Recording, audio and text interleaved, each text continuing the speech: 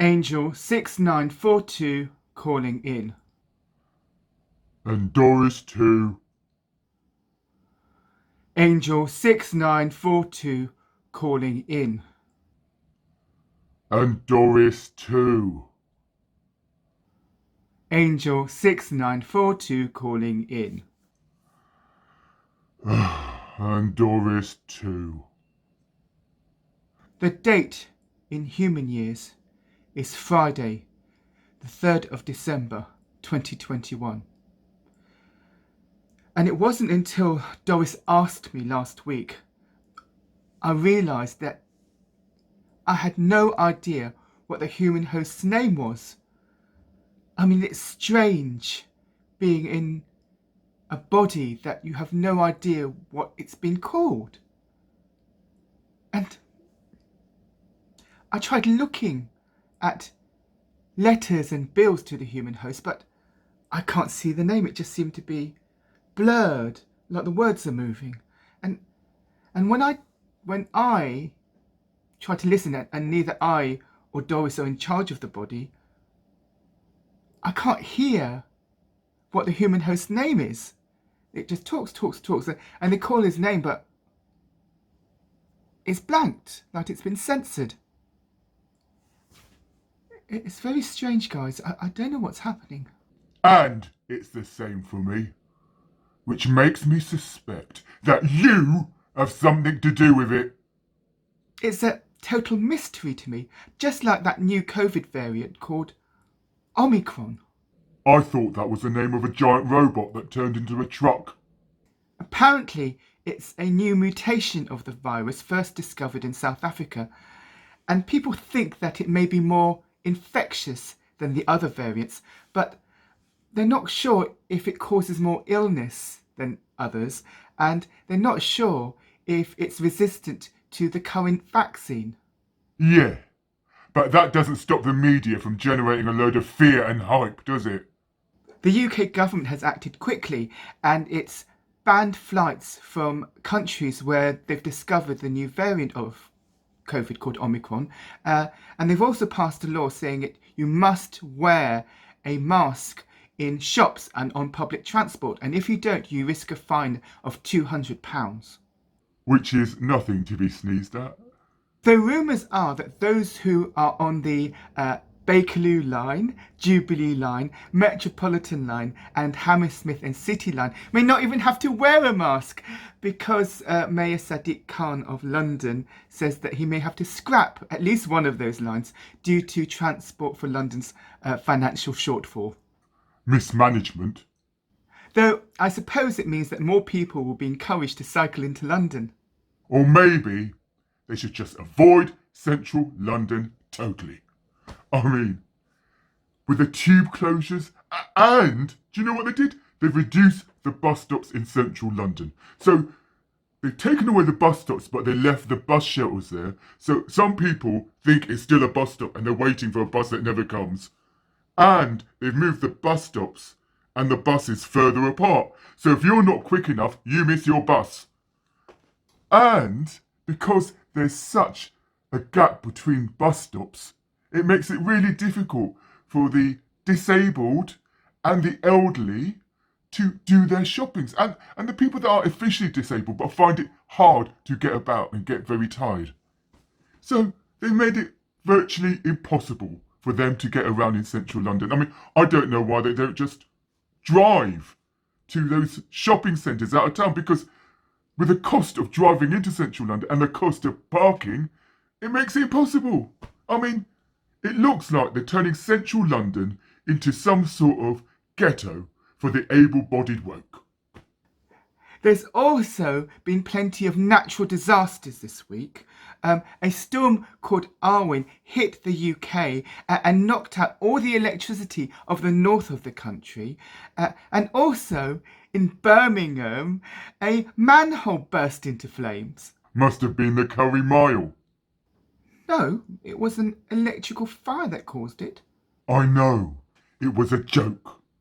You know, manhole as in butt. I don't think anyone was smoking. Oh, never mind. in a place called Barbados, they got rid of the Queen What? Did they behead her? as head of state, and they elected a new president and became a republic, a brand new republic. Now, the Queen's eldest son, Charles, who's going to be the new king, if they don't have a revolution and then just go straight to his son. But anyway, Charles attended the inauguration ceremony of the new president, and he apologised for what the UK had put Barbados through, what they had to endure. He apologised for the atrocities the UK sent to Barbados, such as exploitation and slavery. And anyway is Essex. In central London, there was another atrocity, because there was a bus full of Jewish teenagers travelling through Oxford Street, I think, and they were attacked by a group of men, and they were subjected to being spat at and being yelled racial abuse at. Racial abuse in central London. Racial abuse. Racial abuse. Doris, I think this is triggering a memory. It's just nearly there. Racial abuse. Work with it, 6942. Try to remember. And you, keep out. It's about the human host. When he is a child. No. He's a child, but he's becoming something else. And he's in a school. And he hates it. He really hates it. But he's made to stay there, and he's not allowed to come home, and he sleeps there? He was at boarding school. Yes. A boarding school.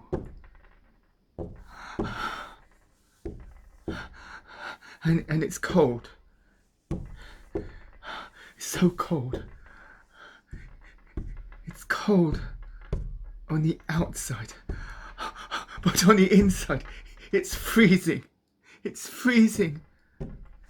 Inside, it's freezing. And the children.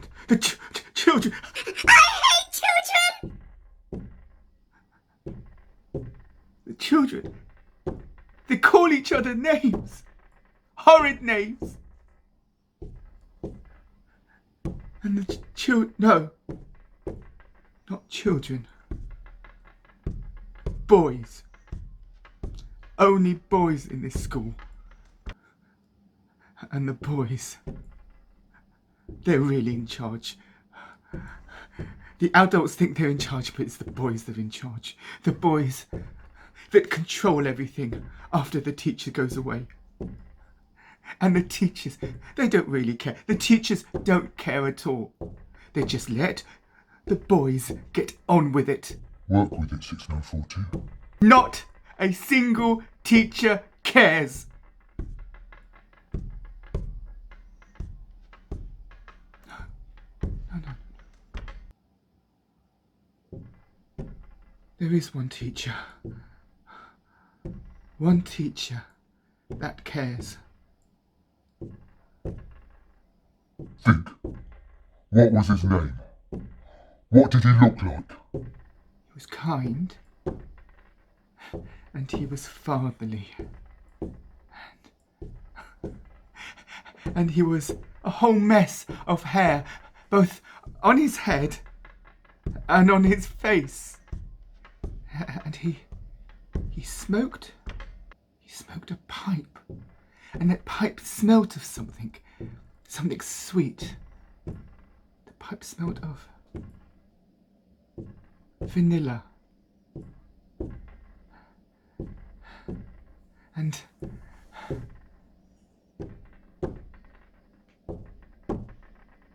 I think the human host loved him. Yes, the human host loved him. No. It was more than love. It was something baser. He wanted him. There was a hunger. He needed him. The host felt very strongly, and it was all mixed up. And the teacher's name was Mr. Verhoviak. Mr. Verhoviak. I think he was from another country. Good. Good. And the human host felt safe as a boy whenever Mr. Verhoviak was in the room. But there's more, isn't there? I hear sniggering. Yeah, sniggering at the human host. And he walks into the classroom and he sees that on the blackboard. And they're laughing at him. They're all laughing at him. And he looks to Mr. Verhoviak for help and some water for safety. And he's laughing too. He's trying not to laugh. He's laughing. He's crying with laughter. The human host feels so betrayed, so humiliated. He feels like nothing. He feels like dirt. And there's nowhere safe for him. Not in this place. There never will be anywhere safe for him. So he runs. And he runs. And he runs. He runs to his father's place. Everybody's father's place. He runs to the church. He runs to the church. The church. The church where he'll find love. The church where he'll find warmth and safety and understanding. The church where he'll find sanctuary. And he knocks at the door. He knocks at the door. He knocks at the door. He knocks at the door. And no one answers. And then he tries the lock. There's no one there. Gone. As usual. And he can hear a river. There's a river by that church. And he walks to the river. And he looks at it. At the water. Flowing. Calming.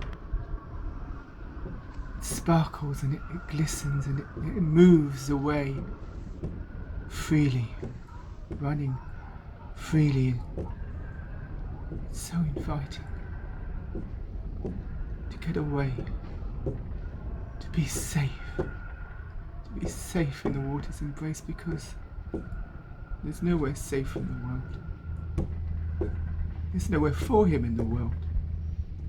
And he looks at the bank, and he looks at the water. And he's floating. And he sees the trees floating above him, passing above him. And he's cold. So cold.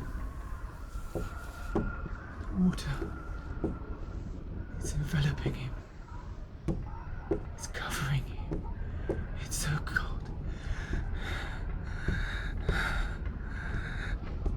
George! George Chan!